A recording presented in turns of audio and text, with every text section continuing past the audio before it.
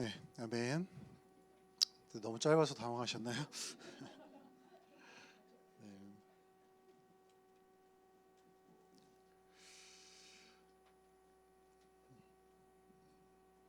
네.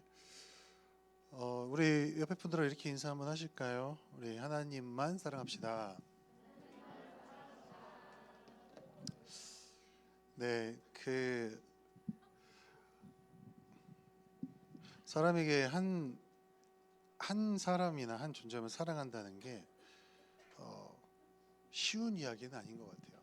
그죠? 그 쉽지 않아 보이지만 그래도 하나님 원하시는 것이 그 충성된 사랑이잖아요. 그 사랑은 우리가 정말 집중해서 살아내지 않으면 자연스럽게 사라지는 것은 아닌 것 같습니다. 저도 이제 뭐 결혼해서 한 10년, 15년 살다 보니까 처음에 결혼할 때 그런 두려움이 있었거든요. 저도 한 사람만 사랑한다? 와, 이게 진짜 힘들 텐데라는 생각했었거든요. 살아보니 힘들더라고요. 진짜 그러니까 여럿을 사랑하겠다는 게 아니라 이 사람만 바로 이 사람만 이렇게 보면서 살아야 되는데 내가 과연 이 사람을 처음처럼 계속 사랑할 수 있을까 이거였어요. 지금 뭐 처음처럼 사랑한다 이렇게 말하기는 좀 그렇고 어, 15년 살면서 경험한 건 뭐냐면 노력하는 것만큼 생각했던 것보다 더 좋은 결과를 가져올 수도 있다라는 겁니다. 그러니까 더 사랑할 수 있을까라는 말 자체가 무색할 정도로 그냥 더 행복해질 수도 있고 더 좋아질 수도 있고 더 사랑스러워질 수도 있구나라는 것을 경험적으로 경험을 하게 되는 것 같아요. 삶에서. 사람에 대해서도 인간 세상 속에서도 그런데 하나님에 대해서도 저는 가능하다고 생각합니다. 그래서 가끔 그런 얘기를 들을 때가 있거든요. 목사님 뭐 제 나이가 한둘도 아니고 이제 40, 50인데 하는 생각할 때마다 어떻게 마음이 두근거립니까? 저는 되물어요. 안 그래요? 라고 이렇게 되묻습니다. 네? 이렇게 너무 당연하다 여기는 것들이 기준이 좀 바뀌었으면 좋겠어요. 그죠? 우리는 하나님의 존재와 그분을 사랑하는 것이 당연하다라고 믿고 살아가는 그러한 크리스천이 되기를 원합니다. 그런 의미로서 오늘 말씀 함께 읽고 말씀의 은혜 한번 나눠보도록 하겠습니다. 오늘 저희가 함께 나눌 말씀은 야고보서 4장 13절로 17절 말씀이에요. 야고보서 4장 13절로 17절 말씀 세 번역으로 준비했고요. 함께 한 목소리로 합독하도록 하겠습니다. 시작. 오늘이나 내일 어느 도시에 가서 지내며 장사하여 돈을 벌겠다 하는 사람들이여 들으십시오. 여러분은 내일 일을 알지 못합니다. 여러분의 생명이 무엇입니까? 여러분은 잠깐 나타났다가 사라져버리는 안개에 지나지 않습니다. 도리어 여러분은 이렇게 말해야 할 것입니다. 주님께서 원하시면 우리가 살 것이다. 이런 일이나 저런 일을 할 것이다. 그런데 여러분은 지금 우쭐대면서 자랑하고 있습니다. 그와 같은 자랑은 다 악한 것입니다. 그러므로 사람이 해야 할 선한 일이 무엇인지 알면서도 하지 않으면 그것은 그에게 죄가 됩니다. 아멘. 여러분, 성경은 하나님의 살아계심과 하나님의 선하심을 전제로 해서 시작하는 책이죠. 그 어디에도 하나님의 살아계심에 대해서 증명하는 부분은 찾아볼 수가 없습니다. 참 대단한 책인 거죠. 그냥 엄청난 믿음으로 시작하는 책인 거예요. 계시다라는 믿음으로 시작하는 책인 것이죠. 그리고 우리가 히브리서 11장이 믿음의 장이라 잘 알고 있는데 히브리서 11장 6절에서는 그런 하나님께 나아가는 자들이 어떠한 자세로 나가야 하는지를 우리에게 설명을 해주고 있습니다. 뭐라고 말을 하고 있냐면 하나님을 찾는 자, 그분 앞에 나가는 자들은 그가 계신 것과 그죠? 존재하시는 것과 그분을 찾는 사람에게 상 주시는 분, 즉 선하신 분이심을 믿고 그 앞에 나가야 한다라고 히브리서 11장 6절은 도전하고 있죠. 여러분 그 마음, 그 믿음이라는 것은 억지로 제가 막 나를 세뇌시키고 하루에 한 1000번씩 되뇌면서 주님 계시다 막 이렇게 믿는다고 해서 믿어지는 게 아니죠. 어제 기본바에서도 이제 믿음이라는 것을 다뤘는데 믿음이라는 것은 말 그대로 하나님께서 은혜로서 값없이 주시는 선물인 것입니다. 여러분 믿음은 구원과 떼려야 뗄 수 없는 관계에 있습니다.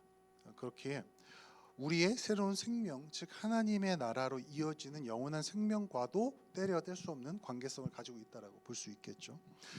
여러분, 믿음이라는 것은 제가 몇 번을 얘기를 했고 여러분 뭐 들으신 분들은 아시겠지만, 믿음이라는 것은 세상을 바라보는 완전히 다른 관점, 가치관, 이런 것들과 연결이 되어 있고, 사실 저는 개인적으로 믿음을 완전히 새로운 관점, 가치관이다라고 믿는 사람입니다. 믿음이라는 것은 그런 것이다. 우리는 이 세상이 아닌 하나님의 관점, 즉 하나님 나라의 관점을 가지고 살아가는 사람들입니다. 세상은 그런데 그러한 관점을 가만히 두질 않아요. 그러한 믿음의 시각, 믿음의 관점을 가만히 두질 않습니다. 어떻게든 그 관점을 흐리게 만들려고 계속해서 우리 안에 세속적인 것들, 세상의 것들을 계속해서 집어넣게 됩니다. 여러분, 하나님의 사랑 안에서 선물로 믿음을 받았고 관점을 선물 받았죠. 그것을 우리가 관리하고 제대로 유지하지 않으면 잊어버릴 수도 있다라고도 볼 수 있다는 거예요. 저는 개인적으로 잊지는 않는다고 생각하지만 거의 잊어버릴 정도로까지 믿음이라는 것이 약해질 수도 있다라는 걸 좀 기억해 주시면 좋겠습니다. 야고보서는요, 예수님의 동생인 야고보가 쓴 책입니다. 여러분, 예수님의 동생이 몇 명이었는지 아세요? 몇 분이었는지 혹시 아시나요? 남자 동생이 몇 명, 여자 동생이 몇 명? 물론 육체적으로 막 섞여 있는 동생들은 아니겠죠. 어머니만 이렇게 쉐어하고, 예수님 태어나고 나서 나중에 야곱과 요셉과 마리아가 동침해서 태어난 자손들이 알려진 바로는 남동생 셋, 여동생 셋 이렇게 있었다고 알려져 있고, 그 중에 예수님의 바로 밑에 동생이 누구죠? 야고보서를 쓴 야고보입니다. 그 밑에 동생이 누구죠? 유다서를 쓴 유다입니다. 네. 형제 두 명이 성경책에 기록이 되어 있고, 제일 대빵 예수님은 주님으로서 기록이 되어 있죠. 야고보가 회심한 내용들도 상당히 은혜로워요. 은혜롭습니다. 원래 야고보는 예수님을 되게 반대했던 사람입니다. 반대했고 막 우리 형 없는 거다 막 이랬던 사람인데, 예수님의 부활 이후에 그가 회심하고 예수님의 제자, 즉 사도가 되어서 예루살렘 교회의 거의 대표 목회자식으로 활동하고 있는 모습들을 볼 수 있어요. 우리 심화반은 들으셨겠지만 사도행전 12장과 15장에 등장하는 그 야고보가 바로 이 야고보입니다. 사도 바울이 이방인들, 바나바와 사도 바울이 이방인들 전도하고 난 후에 와서 보고했을 때 그 내용을 정리해서 이렇게 이방인들에게도 성령이 주어질 수 있고 구원받을 수 있을 거다라고 있다라고 공포합시다라고 정해졌던 게 야고보예요. 바로 그 야고보가 이 야고보서를 썼습니다. 여러분, 우리가 흔히 하는 오해 중에 하나가 뭐냐면 야고보서는 마음에 믿는 믿음보다 행위를 강조한다라고 알고 있을 거예요. 그래서 어떻게 야고보서를 잘못 해석하면 우리가 행위로서 구원을 받을 수 있다라고 주장한다라고도 볼 수 있는 책이 바로 야고보서입니다. 그러나 그건 전혀 다른 이야기고요. 야고보를 살펴보면 전혀 그런 내용이 아니라는 것을 볼 수 있습니다. 야고보는 뒤에 가서 얘기하겠지만 믿음, 선물로 주어진 믿음이라는 것을 전제로 하여서 살아있는 믿음에 대해서 도전하는 책입니다. 자, 그래서 오늘 그 말씀, 야고보서의 말씀을 통해서 세상의 여러 가지 도전 속에서 세속의 가치가 범람하고 우리를 흔들고 우리의 관점을 흔들려고 하는 이 시대 속에서 어떻게 살아있는 믿음으로 승리할 수 있는 것인지, 그러려면 무엇을 기억해야 되는지를 한번 짧게 나눠보고자 합니다. 자, 첫째, 믿음을 방해하는 세속의 생각을 버려야 합니다. 믿음을 방해하는 세속의 생각을 버려야 합니다. 야고보는 실제로 살아있는 믿음을 도전하는 책입니다. 그리고 우리가 이 행위 구원을 얘기하는 게 절대 아니라고 제가 말씀을 드렸는데요. 야고보 사도는 모든 것을 창조하시고 좋은 것을 선물로 주시는 하나님께서 우리에게 좋은 선물, 온갖 좋은 것들이 그 하나님으로부터 선물로 우리에게 오는 것이다라고 설명을 하고 있어요. 그러니까 이 구절이 그냥 지나갈 때 어떻게 해석이 되냐면 하나님으로부터 우리에게 정말 좋은 선물, 은사들, 힘들, 능력이 옵니다라고 되어지는데요. 야고보서 1장 17절과 18절을 보면 전혀 다른 것임을 볼 수 있어요. 자, 야고보서 1장 17절과 18절을 살펴보면요, 17절이 이렇게 말합니다. 온갖 좋은 선물과 모든 완전한 은사는 위에서 곧 빛들을 지으신 하나님께로부터 내려옵니다. 아버지께는 이러저러한 변함이나 회전하는 그림자가 없으십니다. 이 말은 뭐냐면 무슨 뜻을 하고 있는 거냐면 야고보 사도는요, 우리가 갖고 있는 영적으로 좋은 것들, 영적인 선물들, 모든 것들은 하나님, 창조주 하나님으로부터 옵니다라는 얘기를 한 거예요. 그리고 나서 18절, 이어지는 18절에 뭐라고 말하냐면요, 그는 뜻을 정하셔서 진리의 말씀으로 우리를 뭐예요? 낳아주셨습니다 라고 표현하고 있어요. 진리의 말씀을 우리를 낳아주셨습니다. 그리하여 그는 우리를 피조물 가운데 뭐요? 첫 열매가 되게 하셨습니다. 여러분, 이 구절에서 말하는 내용은요, 우리가 선물로 받은 구원을 떼놓고는 이해할 수가 없는 겁니다. 좋은 은사, 즉 선물로서 위에서부터 하나님께서 부어주시는데, 그 좋은 선물 중에 첫 번째 선물이 뭐냐면 말씀을 낳아주시는, 즉 구원이라는 선물인 거예요. 믿음이 없이는 구원을 받을 수가 없고, 구원받는 자는 믿음을 갖게 되는데, 이 말은 야고보가 무슨 생각을 갖고 있다라는, 무슨 전제를 갖고 있다는 걸 밝혀주는 거죠. 믿음은 주어지는 거지 너희들이 만들어 갖는 게 아닙니다라는 전제를 깔아주는 거예요. 야고보는 절대로 행위로서 믿음을 가질 수 있거나 증명해야만 믿음이 있는 거다, 그 믿음이 있어야 구원받는다라고 얘기하는 게 아닌 거예요. 살아있는 믿음이 있으면 움직여진다, 살아내게 된다라는 말을 하는 겁니다. 즉 히브리서 야고보서는요, 똑같은 얘기하고 있는 거예요. 사실은 살아있는 믿음이 있으면 움직입니다 라는 말, 똑같은 말 하고 있습니다. 여러분, 우리는 은혜로 구원받았습니다. 아멘이시죠? 여러분이 구원에 있어서 하신 일이 있나요? 있어요? 제가 지금 있어요 들은 것 같아서 지금 깜짝 놀랐는데, 오, 소름이 확 돋았네 갑자기. 여기에 송혜 목자 말고 또 신천지 있나요? 아, 이거 얘기하면 안 되는데, 비밀이었는데. 구원에 있어서 믿음을 얻게 되는 거에 있어서는 하나도 한 게 없어요. 아멘이시죠? 여러분이 예수님은 나의 구세주고 나의 죄를 위해 돌아가셨고, 그분 2000년 전에 진짜 돌아가셨고 부활하셨던 걸 믿기 위해서 집에서 1000일 동안 쑥과 마늘만 먹으면서 믿습니다 막 1억 번 외쳐갖고 믿으신 분 손 들어보세요. 없습니다. 기도하고 듣다 보니 어느샌가 내 마음속에 믿음 들어왔어요. 선물입니다. 그죠? 선물로 주어진 거예요. 그리고 믿음으로, 그 믿음이 내 안에 있음을 인지하고 입으로 고백해서, 로마서의 말씀처럼 내가 구원 받았다는 것을 인지해서 고백함으로써 구원의 은혜를 받은 거지, 고백해서 구원 받는 게 아니에요. 무슨 말인지 이해가 되십니까? 여러분이 하나님 제가 예수님을 영접합니다라고 고백해서 하나님이 그래 내가 네 고백으로 구원해 줄게가 아니라는 거예요. 이미 믿음 주셨고 구원하시기로 작정하신 주의 은혜를 깨달아서 그분을 내가 모십니다라고 내가 고백, 깨달음을 반응한 것뿐입니다. 이미 구원은 내 안에 이루어진 거예요. 그걸 내가 깨닫고 고백하는 것도 하나님께서 열매로서 취하시고 중요하게 보시는 것뿐이지, 아무 사실 하나님 앞에 역할을 하진 않아요, 나의 고백이. 자, 그렇게 은혜로 선물로, 은혜의 선물로 구원을 받았고, 믿음도 우리 안에 선물로 받았죠. 그리고 믿음은 완전히 다른 관점, 다른 시각, 다른 가치관, 다른 세계관을 우리 안에 넣어준다라고 제가 설명드렸어요. 그러니까 우리는 완전히 다른 존재가 된 거예요. 다른 존재. 그런데 여러분, 구원받고 나서 전혀 세상이 안 땡기세요? 아, 죄송해요, 너무 속된 말을 썼나요? 땡긴다. 죄가 너무 싫으세요? 쟤 쳐다보기도 싫다고 막, 저게 뭐냐고 막 이러시는 분은 없을 거라 저는 거의 100% 확신합니다. 죄는요, 좋아요. 달콤합니다, 여전히. 다만 구원받고 나서 내 마음속에 불편함이 생기는 거죠. 그러다 여전히 뒤에 땡겨요. 그 말을 바꿔 말하면 뭐 할까요? 우리 안에 아직도 세속적 관점이 남아 있다는 거예요.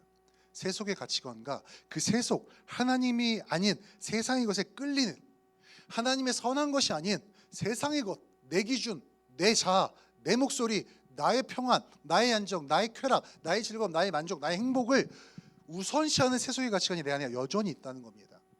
여전히 세상에 허망한 생각이 우리 안에 자리 잡고 있고, 여전히 그걸 따라가고자 하는 욕심이 우리 안에 있다는 거예요.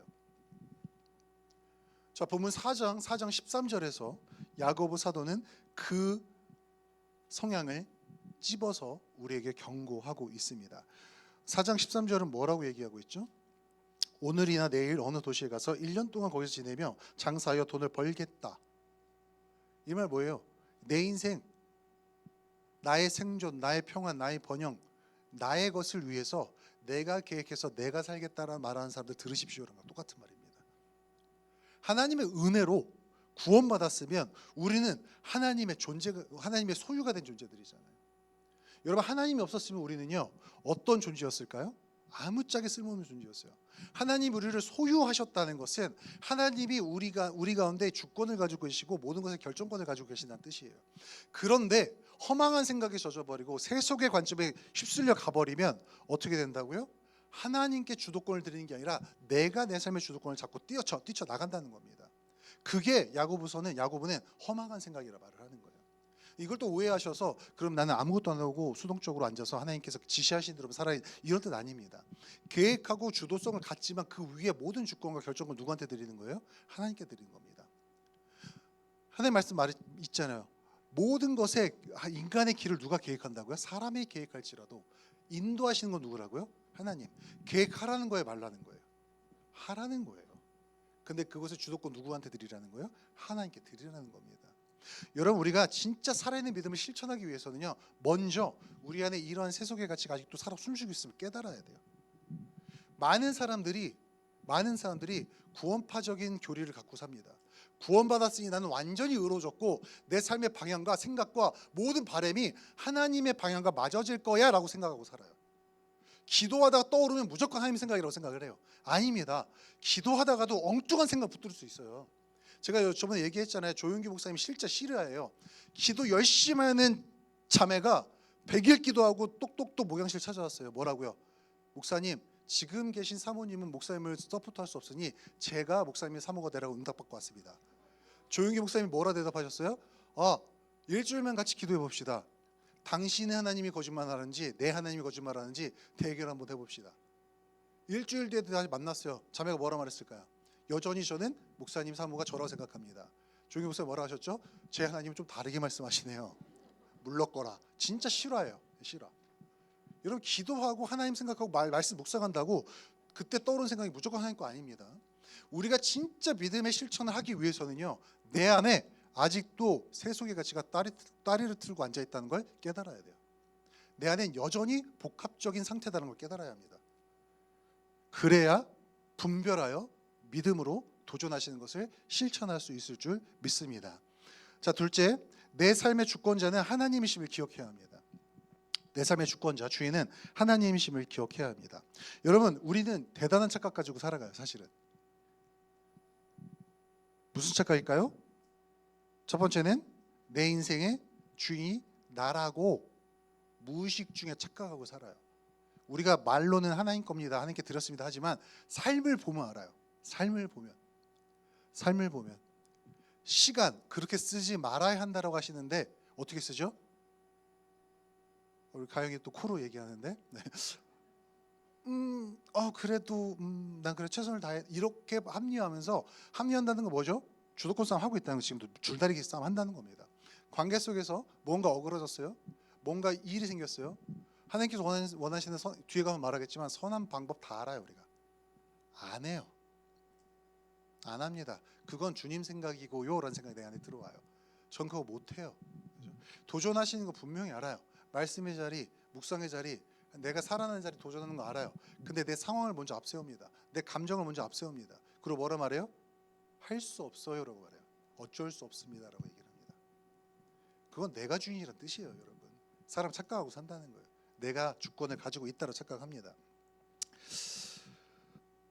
여러분, 우리가 진짜 하나님 주권을 인정하고 산다면 야고보서 4장 15절처럼 이렇게 고백해야 돼요. 도리어 여러분 이렇게 말해야 할 것입니다. 주님께서 원하시면 우리가 살 것이고 또 이런 일이나 저런 일을 할 것이다. 뭐냐면 주님이 뜻하시고 인도하시면 우리가 계속해서 살아갈 것이고 주님께서 인도하신 대로 살 것이고 이것도 저것도 할 수 있을 겁니다.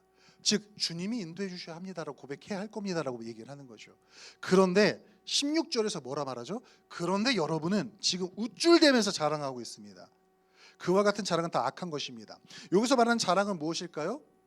위에서 말한 13절에서 말한 것과 비슷해요. 내가 내 인생 참 잘 살고 있지.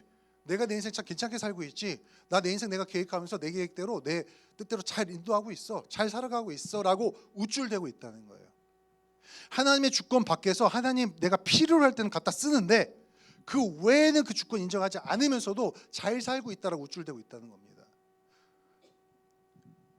우리가 착각하는 이 착각들은 무슨 착각을 만들어내냐면 세상 속에서 나를 위해서 세속의 가치를 좇는 삶을 살면서도 거룩하게 살 수 있다는 착각에 빠지게 만듭니다. 다시 말하면요, 세상과 하나님을 동시에 가질 수 있다고 생각을 해요.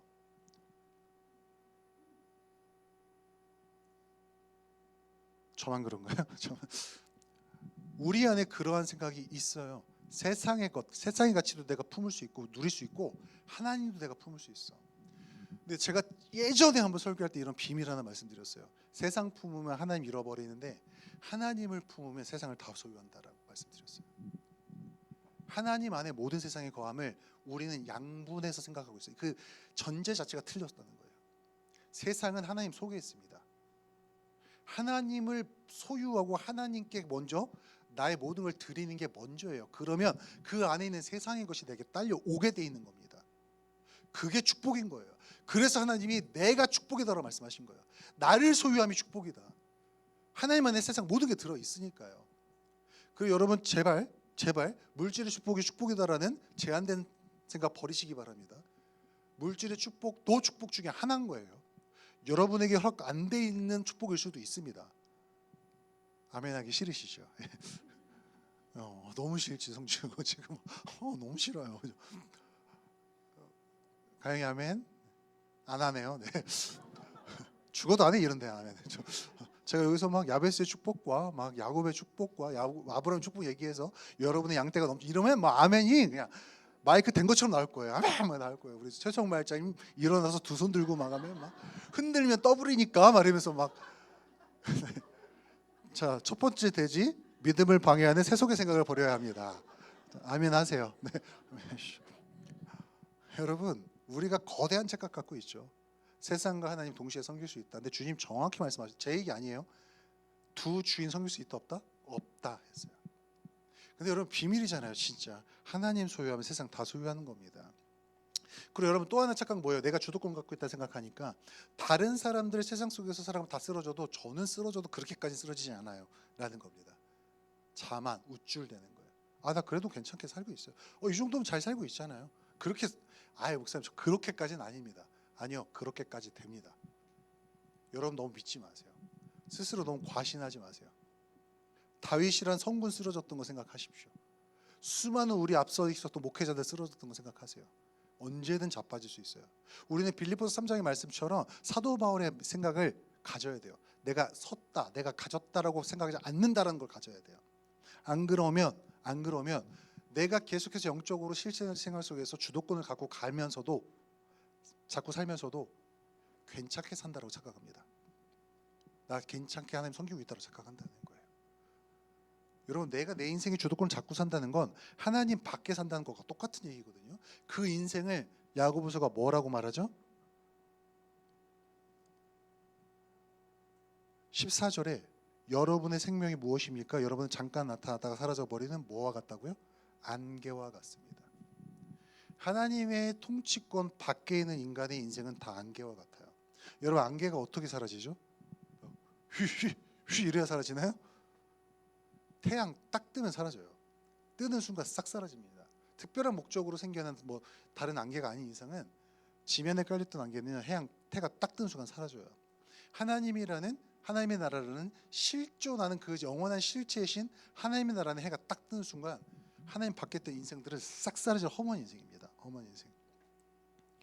거기에 몰두하면서 태양을 맛봤다고 하늘을 맛봤다고 하나님의 통치권 아래에 있는 건 아닙니다. 진짜 통치권 아래에 있는 건 하나님께 나의 주도권을 내어 드리는 거예요. 그리고 그게 우리의 마땅한 반응입니다. 왜냐하면 하나님은 그리스도의 보혈로 우리를 구원하셨고 우리의 인생을 사셨고 우리의 인생을 소유하신 분이기 때문에 그래요. 그분이 우리에게 먼저 자기의 생명 다 주셨잖아요. 아멘이신가요? 예수님이 아껴두셨나요? 자신의 것을? 십자가에서 요건 내가 조금 나중에 써야 되니까 생명의 한 100분의 1은 남겨놓을게 하셨나요? 물과 피를 다 쏟아주셨어요. 자신의 전부를 꽉 짜 찢어주셨어요. 그냥 다. 그분이 우리에게 네 인생 다 다우라고 요구할 권리가 있어요, 없어요? 있어요, 없어요?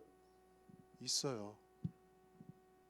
근데 우리가 그 권리, 그 주권을 인정해요, 안 해요? 안 해요. 안개처럼 사라질 것들에 집중하느라, 안개처럼 사라질 것에 집착하느라. 여러분, 우리 안에 진짜 엄청난 세속의 가치가 마치 아스팔트 엉겨붙듯이 붙어 있습니다. 그거 잘라내려면 살이 같이 잘려져 나가야 될 수도 있어요. 너무 딱 붙어 있는 것은 피부가 같이 따라 떨어져 나가죠. 그렇게 붙어 있습니다.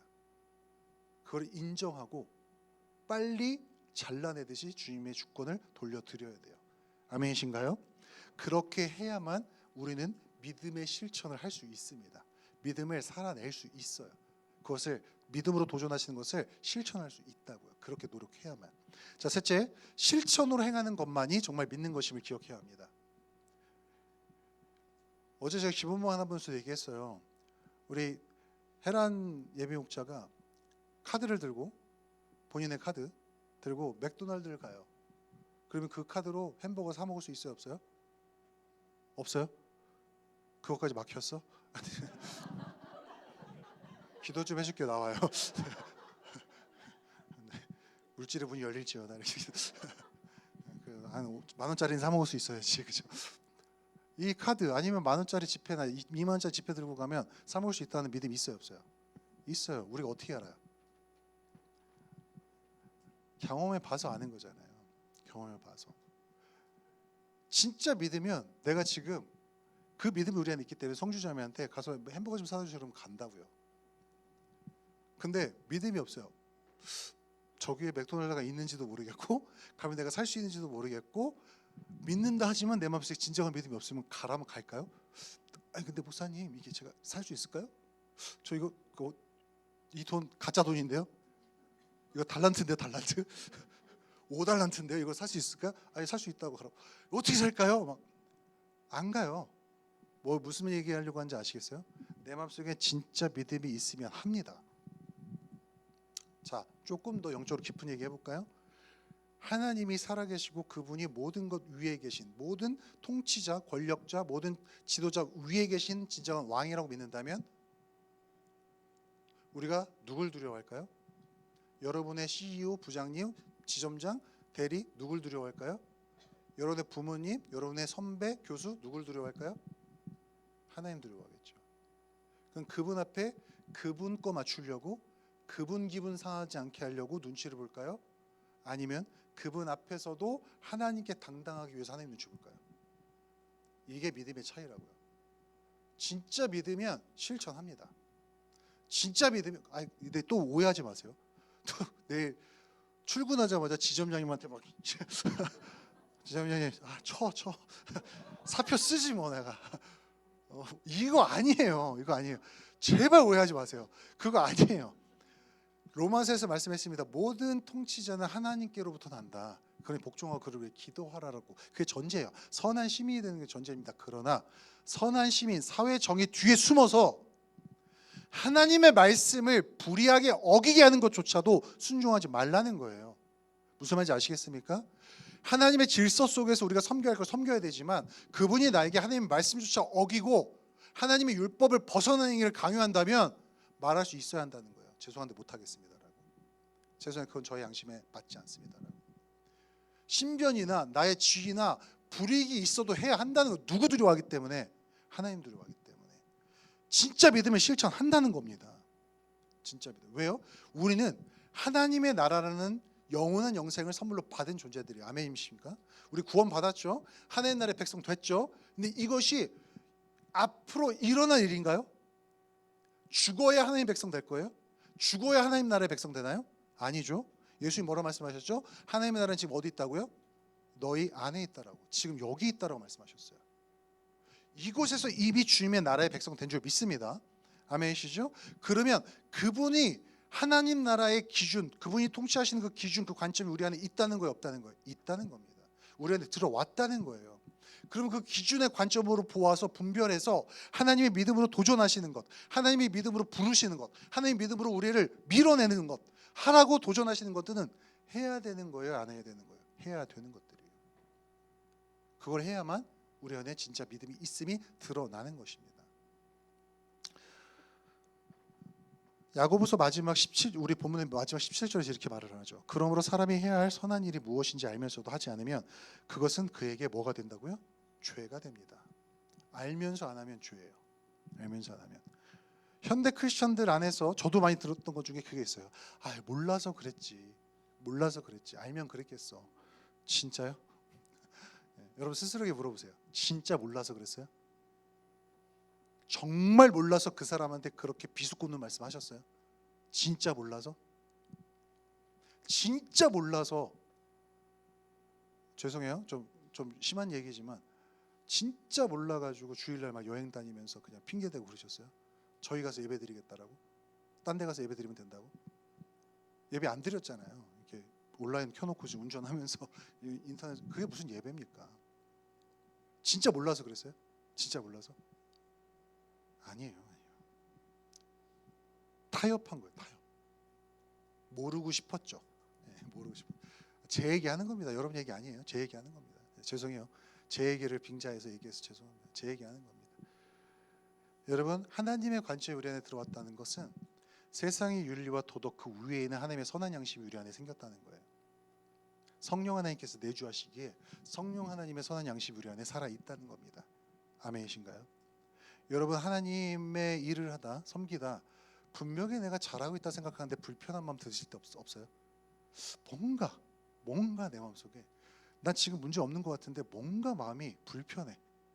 뭔가 마음이 이상해. 불안하고 하나님 앞에 죄송하고 뭔가 막 찔려. 누가 뭐라 하는 것도 없어요. 아유, 뭐 말장님 목자님 너무 잘하고 계신데 하는데 마음 불편해. 누가 불편하게 할까요? 박 목사죠, 박 목사. 아, 박 목사라는 존재 자체가 날 힘들게 한다고 그냥. 눈을 볼 때마다 그냥 아주 힘들게 한다고 그냥. 죄송합니다. 제가 죄인입니다. 석고대죄합니다. 박 목사 빼고, 박목 빼고. 여러분 안에 계신 성령님이세요. 여러분 그 음성을 절대 간과하지 마십시오. 아, 요즘 왜 이렇게 불편하게 하는지 모르겠다. 하는 이유가 있어요. 불편하게 하는 이유가 있습니다. 제가 부부 생활을 하다가, 그러니까 부부로 15년 살았잖아요. 저는 아시겠지만 저 진짜 팔불출이거든요. 저 아내 진짜 좋아하거든요. 근데 어느 날 어느 순간 간간히 불편하게 느껴질 때가 있어요. 뭐 나쁠 게 없어요. 왜 불편할까 했을 때 그 이유는 오로지 제 안에 있습니다. 내가 뭔가를 오해한 마음을 풀지 않았는데 그게 또 뭔가 때문에 트리거가 당겨서 생겼던가, 아니면 내가 좀 혼자 있고 싶은데 계속 왔다 갔다 하면서 날 방해하던가, 여러 내 안에 있어요. 내 안에 진짜. 하나님이 내 안에 알 수 없는 불안함과 뭔가 초조함과 뭔가 불편함을 주신다면 선한 양심이 발동된 거예요. 여러분 안에서. 여러분, 우리는 죄송해요. 이미 무엇이 선한지 악한지 아는 기준이 있습니다. 왜요? 진리의 영이신 성령님이 우리 안에 계시기 때문이에요. 그런데 외부적으로 하나님께 반대되는 억압이 있는 게 문제가 아니라 내 안에, 나의 안에, 나의 자아에, 내 죄성에 하나님과 성령에 반대되는 로마서 말씀처럼 육체의 소욕이 너무 많아요. 그래서 믿음의 도전을 하지 않을, 실천하지 않을 핑계를 계속 만들어냅니다. 야고보는 그거를 야고보서 전체를 통해 경고하는 거예요. 야고보서를 쓴 배경은 이래요. 사도 바울이 회심하고 나서 한참 왕성하게 활동하던 시기에 아직 서신서나 아직 복음서가 완성되지 않은 시기인 약 47년경에 야고보서가 작성됐습니다. 그때 초대교회 안에 어떠한 신학적인 가르침이 확 휩쓸고 있었냐면 믿음으로 구원받습니다. 믿음으로 의롭다함을 받습니다. 주님의 선물로 우린 믿음 받았고 구원받았습니다라는 게 퍼지기 시작했어요. 그러니 기독교 안에서 어떠한 형태, 어떠한 행태가 생겨나기 시작했을까요? 괜찮아. 믿음으로, 은혜로 구원받았어. 실생활보다 마음이 중요한 거야. 너의 믿음, 하나님 바라보는 자세가 중요한 거야. 나는 이상한 값싼 은혜주의가 퍼지기 시작했어요. 야고보가 그걸 보고 예루살렘에서 목회하시던 분이잖아요. 이거 복음이 타락한다. 거룩한 율법이 침해받고 있다. 라는 거룩한 의분, 의로운 분노를 가지고 쓰신 책이 야고보서입니다. 아니다. 살아있는 믿음은 살아있는 행위를 만든다. 살아있는 믿음은 율법 지켜서 구원받으려고 지키는 거 아니라 하나님의 법이니 응당 지켜야 하는 것이다 하고 지키는 것이다. 그거 없으면 죽은 믿음이다 라고 경고하는 거예요. 여러분, 지금 제가 얘기한 초대교회 상황과 지금 우리의 상황은 너무 비슷하지 않을까요? 괜찮다고 성경이 말하나요?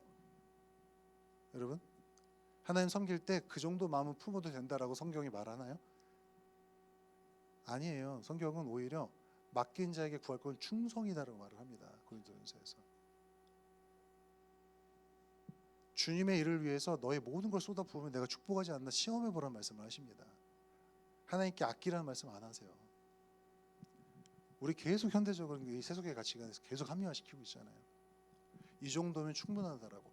제가 말하는 거 오해하지 마세요. 제가 여러분의 섬김을 폄하하는 거 절대 아니에요. 제가 양심 고백하잖아요. 천국 가면 저는 하나님 보좌 옆에서 손 들고 있을 거예요. 똑바로 들어. 죄송해요. 그 옆에서 마을장님들 면류금 받고 있을 겁니다. 전 진짜 양심적으로 그렇게 생각해요. 저보다 더 큰 상금 받으실 겁니다. 성도님들이 훨씬 더. 목회자들은 엄청 혼날 거예요. 제가 말하는 건요. 그러나 이건 하나님이 인정하실 거지만 우리의 마음은 항상 부족합니다라고 품고 있어야 돼요. 항상 부족합니다. 주님, 저는 항상 부족합니다. 더 드려도 갚지 못할 은혜 받았는데 이 정도밖에 못 드리는 거 주님, 그래도 그거 받아주신 거 감사합니다라는 마음 품고 살아야 한다는 거예요. 여러분, 믿음의 실천 100% 다 못합니다. 어떻게 다 해요? 저도 알아요. 근데 100% 해보겠다는 도전의식이 없으면 도전이나 할까요? 계속 합리화시켜서 우리가 지금 현대교회 모습이 이 지경까지 온 거예요. 세상에서 질타받고 세상과 다를 게 없다라고 생각하고 회사 가서 기도하면 너 크리스찬이었어? 라고 물어보는 크리스찬들이 수두룩한, 같은 상황, 같은 고난, 같은 어려움, 같은 불편함과 억울한 상황이 왔었을 때 세상과 똑같이 반응하면서 그래도 나는 크리스찬이 구원받았다라고 영적 우월주의에 빠져있는 크리스찬들, 이건 아니에요. 이 시대의 야고보서는 우리에게 꼭 필요한 복음입니다. 행하는 것이 진짜 믿는 거예요. 여러분, 하나님 믿으시면 하나님이 믿음으로 도전하신 걸 행하시기를 주님의 이름으로 축복합니다. 우리는 살아있는 주님을 믿는 살아있는 믿음을 가진 살아있는 선한 양심을 갖고 살아가는 살아있는 크리스천입니다. 살아있는 것들은 외부의 자극에 반응하게 되어 있습니다. 여러분, 세상의 자극에 거룩한 반응으로 보여주시기를 축복합니다. 하나님의 믿음의 도전에 거룩한 선한 순종이란 반응으로 보여주시기를 축복합니다. 그래야 우리 믿음이 살아있는 거예요. 용기가 필요합니다. 힘이 필요합니다. 그래서 말씀과 기도로 주님께 탁 붙어 있어야 돼요. 주님만이 우리의 능력 되시니까요. 여러분, 우리 힘으로 못해요. 여러분 힘으로 하는 소리 아닙니다. 주님 주시는 말씀의 능력, 성령의 능력으로 승리하신 여러분 되시기를 주님의 이름으로 축복합니다. 여러분, 이제 대통령 선거가 이제 이틀 뒤에 있어요. 뭐 누굴 뽑든지 간에 여러분 자유입니다. 그런데 여러분, 기도하시면서 하셨으면 좋겠어요. 투표장 가실 때 적어도 30분 기도하고 가십시오. 저는 지금 매일 저녁마다 기도하고 있어요. 두렵고 떨림으로 기도하고 있습니다. 누가 뽑히든지 간에 뭐 제가 농담식으로 말해요. 뭐 결과에 따라서 내가 어떻게 이민을 가든 뭐 하겠다 이렇게 얘기를 하는데 농담입니다. 농담이고 뭐 1년 뒤에 가겠죠. 뭐 진짜 장난입니다. 누가 뽑히든지 간에 그 위에서 통치하신 분 누구시죠? 하나님이십니다. 일장일단 하면 안 돼요. 그러나 하나님께서 이스라엘과 유다, 북왕국 이스라엘과 양왕국 유다에게 경고하셨던 메시지들을 여러분 기억하시기 바랍니다. 하나님은 사람들의 손을 통하여 거룩한 나라를 세워가세요. 하나님 직접 하시면 너무 편하죠. 직접 막 번개같이 임하셔서 막 우르르 쾅쾅 막 대선 할 때 야이 것들아 이러면서 나타나면 너무 좋겠어요. 속이 후련할 것 같아. 근데 하나님 그 방법을 선택하지 않으셨고요. 미련하나 사랑하여 선택하신 주의 백성들의 손으로 거룩함을 만들어가기로 작정하셨어요. 그 여러분 우리가 어떻게 해야 될까요? 그냥 욕하면서 대선장 가야 될까요? 선거하러? 아우 그 밥에 그 나물이야 막 이러면서 가야 될까요? 아닙니다. 기도하는 마음으로 투표용지 붙잡고 저 1분 이상 기도해요. 기도하면서 매 선거마다 그랬습니다. 주님 두렵습니다. 저의 정의가 실현되지 않게 하시고 주의 정의가 실현되게 하여 주시옵소서 하고 저는 투표지에 넣습니다. 여러분 하나님 역사하실 거예요. 아멘이시죠? 하나님의 성경적 가치가 우리나라에 있습니다. 하나님이 세우셨어요. 그 하나님이 지키실 겁니다. 그분이 지키시지만 누굴 통해 지키세요? 성도들의 손을 통해 지키십니다. 한 명도 빠짐없이 투표하시고요. 본투표장 가서 투표하시고 분명히 부탁드리지만 오늘부터라도 저녁에 기도하시면서 투표 준비하세요. 그래야 누가 뽑히든 욕할 권리가 있습니다. 투표해야 되고 기도해야. 욕하라는 소리 아니에요. 오해하지 마세요. 지도자를 기도하는 그런 한 주가 됐으면 좋겠습니다. 아멘이시죠? 우리 함께 주님 앞에 찬양하고 기도하도록 하겠습니다.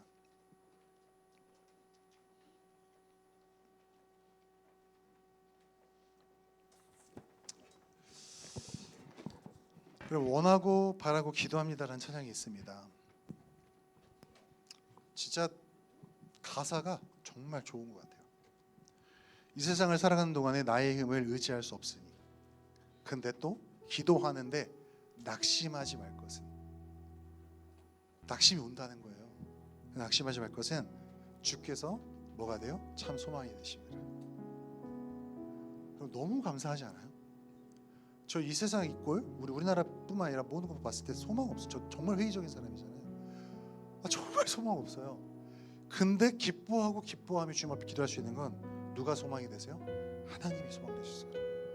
여전히 주님이 살아계시기에 그분이 나의 믿음의 주인이시기에 그분이 내 삶의 이 세상의 통치자이시기에 주님께 소망이 있습니다. 또한 주의 길을 걸어가는 동안에 세상의 것 의지할 수 없죠.